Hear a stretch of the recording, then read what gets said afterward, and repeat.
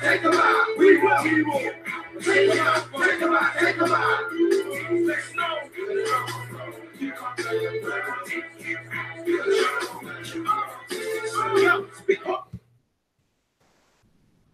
If you know, you know. What's up, people? It's your boy Chig from Green and Eagle Eye coming to you again with a brand new video. This time is to discuss the North London derby. That's right. Arsenal played Tottenham. And when I say I'm in serious mode, I'm in serious mode for this. I don't care how goofy you found that opening. For me, to me, this is a must-win. Bottom line, I don't care how good people are hyping these fuckers to be. I don't care how good you think they are. I don't care how good the Spuds think they are. We must win this one. And I ain't really had a good day, to be real. I woke up with a bit of a hangover, went a bit hard last night, more than I wanted to. I never get hangovers, so this is why it's a pretty, like, where did this come from? I had this headache all day and I can't shift it. Been trying to get a haircut because it's my boy's birthday celebrations today. I am literally headed straight out after this video. And notice I ain't had that freaking haircut. That's because my barber gave me the runaround today. So I ain't in the best of moods. So yeah, for me, I am fully focused on the task at hand, and that is Arsenal versus Tottenham. Yes, sure, the Fury fight's important. Sure, my boy's birthday celebrations are important too. But let's have it right.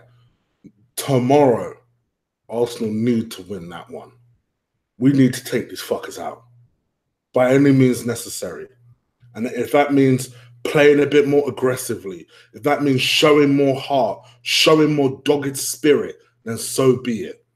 I mean, the other part of today and why I haven't had a good day was I had something really big planned today, and I haven't been able to do it, but it's postponed. It may be postponed until the Man United review. You guys will see what I'm talking about when that happens next week. But I digress. Let's talk about these idiots down the road. And listen, fair play is fair play, right? These guys played Chelsea last week, and let's be real, they gave Chelsea the runaround. Even I tweeted out and said it should have been 6 or 7. To be honest, Son should have had a hat-trick. They gave Chelsea the runaround. But let me tell you something. It didn't install fear in me. I ain't scared of these fools. I don't care. All right, well done. You beat Chelsea. Let's have it right. They piped Chelsea. It should have been more. 3-1 flattered Chelsea. If we want to be real about it. But that's the last compliment I'm giving these fuckers today. Because I am fully confident in my team and what we bring and my manager and what he brings and the confidence he installs in this team every single week. We're not playing perfect football. But when you compare the two teams and the way some people will hear you have it, is you would think that that pundits are talking about a team underperforming in the bottom half of the table and a team who are winning the league. Not a team that are separated by 3 points. 3 points that can disappear when we win. And I fully believe we'll win.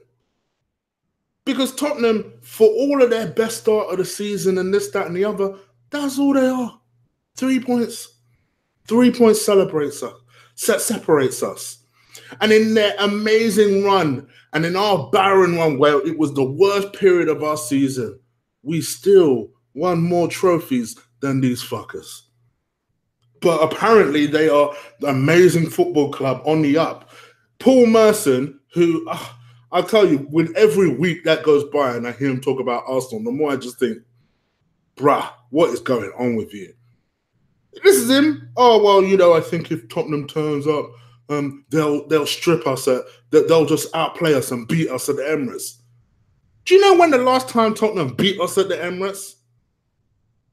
It hasn't happened in some time. 8 years to be exact. So let's calm down for a second.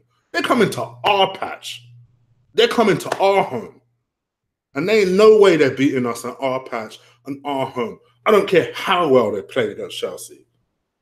So with that being said, this is my 1 to 11. My 1 to 11 is Leno in goal. I don't even want to have the debate with anyone. Leno in goal. Right back, I play Hector Bellerin. It might surprise some of you to know that Hector Bellerin is actually provided the most assists in the team. Who knew?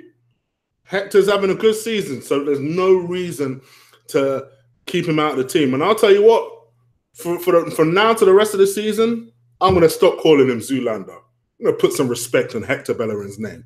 So Hector, right back. Centre backs. Now this one will surprise you. I dropped Rob Holding. And I dropped Rob Holding for a slightly different reason to what people are saying about why they play Mustafi and Socrates. Mustafi and Socrates are my two defenders. Here's the thing, though. Do I rate Mustafi? No, I don't. Do I believe he's had a better season than last year? Slightly, sure.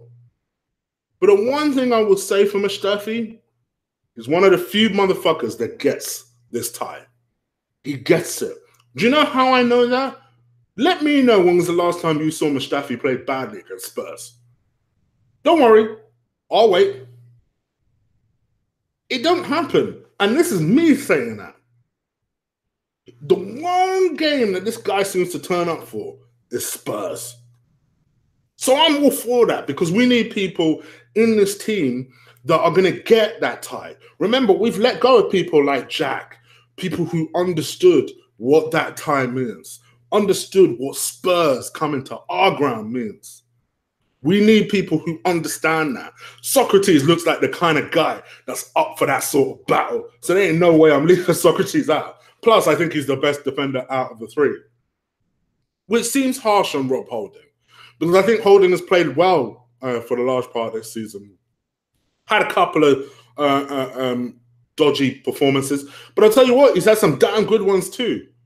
But for me, and it would surprise people because it's me, I'm a big critic of Mustafi. I play Mustafi and Socrates in this game. Left back. Now, left back is one I've had a mental battle with. Initially, I was all set to have arguments with people and tell you why Ainsley Maitland-Niles should play this game. Because I felt like he was English, he's one of our own, so he gets this tie. He's quick, he's mobile, he'll be able to deal with some speed. And then I remembered, hold on, what did Salah do against us when Kolasinac played? What did he do? If somehow Kolasinac can transfer that performance against Liverpool, mix it in with a little bit of last week's performance against Bournemouth, and then produce that tomorrow, why not play him? The one thing I'll say about Kolasinac is big, he's strong, he's a unit, and he's someone that I honestly think potentially could understand what that time means. And that's going to be the theme of this video, people, playing players that understand what tomorrow means. Kolasinac plays in that game tomorrow. My two central midfielders, I think, are Xhaka and I think are Torreira. I think Xhaka, to be honest with you, at some point in the next 18 months will be sold. And I know that's a controversial statement, but I think there's too many caveats that you have to include to make Xhaka play well. Having said that, I think he's had a better season this year than he did last year. I think he does play very well with Torreira. Torreira, who, in my opinion, is the signing of the year. I think he's outclassing everyone in consistency and desire about the way he plays. You know, when he came off against Bournemouth and everyone was criticizing him, do you know it's because he was tired? Did you get any indication of him being tired when you were watching him? Not even one little bit. But it was because he was knackered. And he thought, you know what? Listen, I need to come off, yo. That, to me, is the pit bull terrier. That, you know, when Sanchez first came in and people were worried, were wishing that we had a central midfielder exactly like Sanchez. This is it. Torreira will get this tie. Torreira will be up for the fight. So Torreira slots in against Xhaka, who Xhaka is my only concern. Because as much as you need people to fight, you also need people to walk that line sensibly. Be aggressive, but don't overdo it. We don't need 11 men. We don't need 10 men on the pitch here. We need you to calm down. We don't need to be a man down against these lot. You saw what they did to an 11-man Chelsea. We don't want the same thing to happen to a 10-man Arsenal. So for me, those two go in the middle, but with a little stern warning to Xhaka. My 3 attacking midfielders. Now, for me, I don't like Iwobi on the right. I don't think he performs very well on the right. I think his best position is either as a number 10 or as a left winger coming in. However, we don't have any freaking options because there ain't no way I'm leaving out Aubameyang in this tie. So for me, Iwobi plays on the right-hand side. He is a North London boy. Forget the fact he was born in Nigeria. He is a North London boy. He gets this tie. He gets this tie. So for me, you stick him in there and you just get him to do what he does, the good stuff of what he does. Be creative, be trickery, but also play your percentages. Don't overdo it. Don't try and take on too many men, losing the ball, and then we're put on the back foot. Iwobi starts on the right-hand side for me. In the middle, you're going to go with Mesut Ozil. Listen, Mesut Ozil's had a month or 6 right now between the international football, between the fact that he was left out last week, he didn't play on Thursday. Mesut should be as fresh as a daisy for this game. And I want to see him run like he's fresh as a daisy. Mesut Ozil starts as number 10 because we need his quality. The few times he brings it out could be the difference. Mesut Ozil plays in this game. On the left-hand side, I play Aubameyang. He's one of the highest goal scorers, if not the highest goal scorer in the league. I don't like him playing on that left-hand side either. But if we can kind of, what I'm hoping is that at some point during the game, perhaps if we need Aubameyang to get involved a little bit more, Iwobi can slot in as a kind of a central midfielder that kind of runs off Torreira and Xhaka. And then Mesut Ozil becomes a number 10. And then you stick your 2 up front and you're good to go. I would love that. I would love that. I would hope they would also have sense to actually do that. But for me, I think you can't leave Aubameyang out of this game. His goal-scoring threat. The man may not do something for 80 minutes, but then has this ability to just score. And we need a goal-scoring threat. He works well with Lacazette. Let's just stick him in there and hope he does well. Plus, he'll have a little something to prove. Because people are starting to clock that, oh, wait, hold on. Aubameyang doesn't really score against the big teams. Let me tell you now, if he scores against these lot, he'll become a cult hero.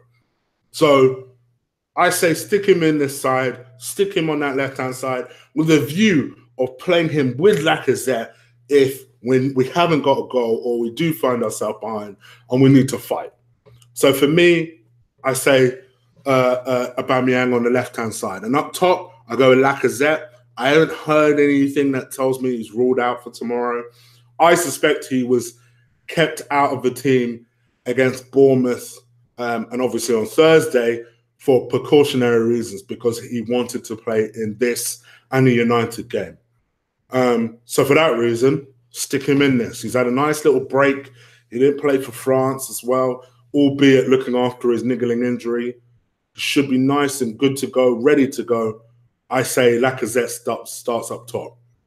For me, I don't know why, I'm quietly confident. Provided that everyone plays at least somewhat to their ability, I think we'll beat these guys. I actually think we'll beat these guys 3-1. I think it'll be a decent scoring game, and I predict we'll win 3-1. We are going to take these guys out. We're going to get those 3 points, move into the top 4. and then bitch slap all of those stupid little pundits, whether they're former Arsenal players, whether they're so-called Tottenham legends, whatever the fuck they are, we're going to beat these scum down the lane. All right? Oh, man, at the Emirates, but, you know, the scum who are down the lane. I don't even know. Are they down the lane? Is their stadium up and running? I don't even freaking know. But anyway, guys, you let me know what you think. Leave it in the comments below. If you like this video, crush, destroy, dropkick the shit out of that like button. And the theme of this video is taking them out. So you tell me how you want Arsenal to take them out. All right, people, I'm out of here. Take care. Deuces.